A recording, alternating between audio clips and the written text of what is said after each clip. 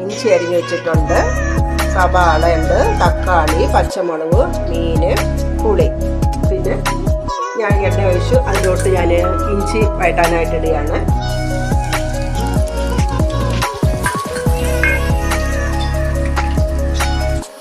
ഇഞ്ചി വഴറ്റിക്കൊണ്ടിരിക്കുകയാണ്. ഇഞ്ചിയും വെളുത്തുള്ളിയും കൂടാണ് ഇതിനകത്ത്.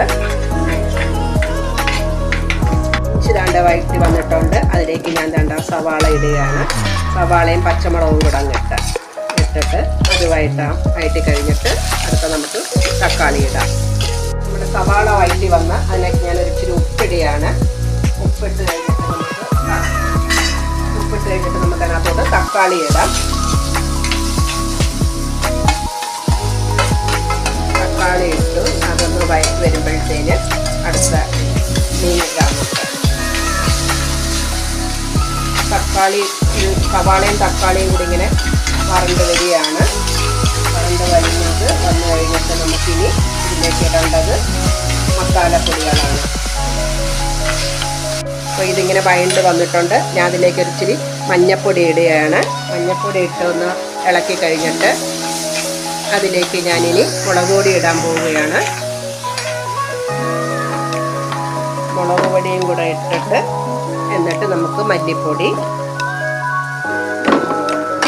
ഇടണം, ഉലുവാപ്പൊടി ഇടണം. അങ്ങനെ എല്ലാം കൂടെ ഇട്ട് അത് മുളക് പൊടി ഇട്ട് ഇനി ഞാൻ മല്ലിപ്പൊടിയാണ് ഇടാൻ പോകുന്നത്. ഒരു 2 നമ്മൾ മീൻകറി എങ്ങനെയാണ് വെക്കുന്നതെന്ന് വെച്ചാൽ അതേപോലെ ഓരോർക്കുള്ള പാകത്തിനുള്ളത് വേണം മസാലക്കൂട്ടൊക്കെ ഇടേണ്ടത്. ഞാനിവിടെ 2.25 സ്പൂൺ മല്ലിപ്പൊടി ഇട്ട് 2 സ്പൂൺ മുളക് പൊടി ഇട്ട്, മുളക് പൊടി ഇച്ചിരി എരിയുള്ള മുളക് പൊടി ആയതുകൊണ്ടാണ് ഞാൻ ഇച്ചിരി 2 സ്പൂൺ മുളക് പൊടിയും 2 മല്ലിപ്പൊടിയും ഇട്ട് ഇനി ഇച്ചിരി കുരുമുളകും ഞാനിടാൻ പോകുന്നത് കുരുമുളക് പൊടിയാണ്. ഒരു 1.5 സ്പൂൺ കുരുമുളക് പൊടിയും കൂടെ ഇട്ട് ഇനി ഇതൊന്ന് വറണ്ട് വരണം. എന്നിട്ട് നമുക്ക് ഇതിനകത്തേക്ക് മീനിടാം. ഇനി ഇതിലേക്ക് ഞാൻ പുളി ഒഴിക്കുകയാണ്. പുളിവെള്ളം ഞാൻ ഇവിടെ നേരത്തെ തയ്യാറാക്കി വെച്ചിട്ടുണ്ട്.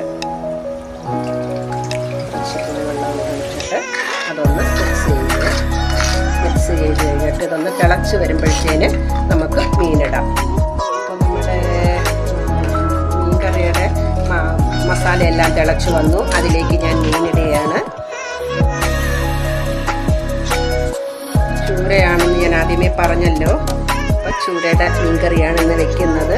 ഇതൊക്കെ എല്ലാവർക്കും ഇഷ്ടം. എൻ്റെ രീതിയാണ് ഞാൻ വെക്കുന്നത്. ഓരോരുത്തർക്കും ഓരോരുത്തരുടെ രീതികളല്ലേ. അപ്പം ഇത് ഇഷ്ടപ്പെടുന്നുണ്ടെങ്കിൽ എനിക്ക് ലൈക്ക് ചെയ്യണം, എൻ്റെ ചാനൽ സപ്പോർട്ട് ചെയ്യണം. നിങ്ങളുടെ